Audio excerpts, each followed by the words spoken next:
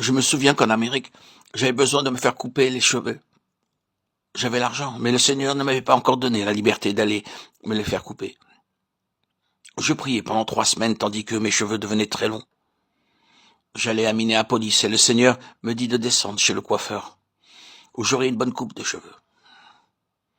Et tandis que le coiffeur me les coupait, je lui demandais, « Monsieur Bruce, pouvez-vous me dire si vous êtes né de nouveau ?» Il dit non, mais je veux l'être. Aussi, après qu'il eut fini, je pris ma Bible et lui expliquai comment être sauvé. Il s'agenouilla et accepta le Seigneur. Il refusa de me présenter l'addition. Ainsi, le Seigneur me donna une coupe de cheveux et aussi le privilège d'amener à lui le coiffeur. Je crois, selon la parole de Dieu, que nous aurons à rendre des comptes pour notre temps et notre argent. L'année 1936 vit de puissants mouvements d'esprit qui commencèrent à avoir lieu en 7 endroits du Punjab. Le premier de ceux-ci commença à Pentecôte. Par le moyen même d'une telle récolte d'âmes, Dieu put m'enseigner davantage au sujet du gaspillage. À Pentecôte, il fut décidé que je tiendrais 5 réunions.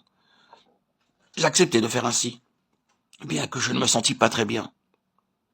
En fait, j'avais de la fièvre, des maux de tête et je toussais.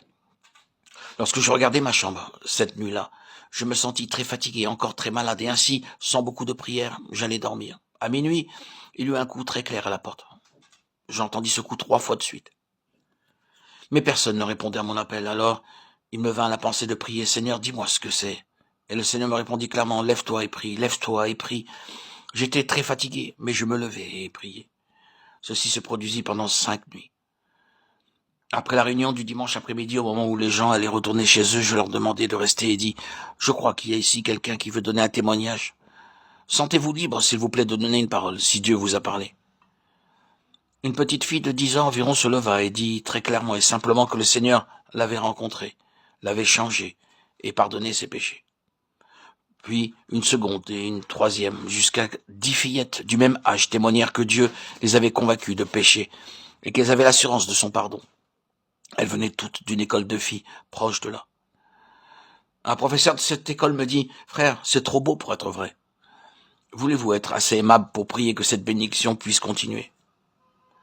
Alors que nous prions, il sembla que les gens étaient battus avec un fouet de cuir. Ils pleuraient en criant grâce. D'autres se cachaient sous les chaises et les bancs tremblants. Les gens étaient sous la conviction de péché.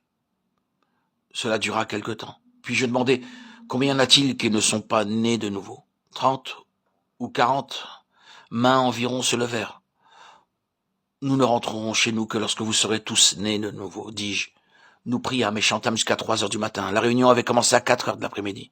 Pendant ce temps, d'autres commencèrent à témoigner, par leur visage rayonnant, de ce que Dieu avait fait pour eux. Ce fut alors le commencement d'un réveil, et Dieu continua à travailler puissamment à Patamalu, Montgomery et Sargodha.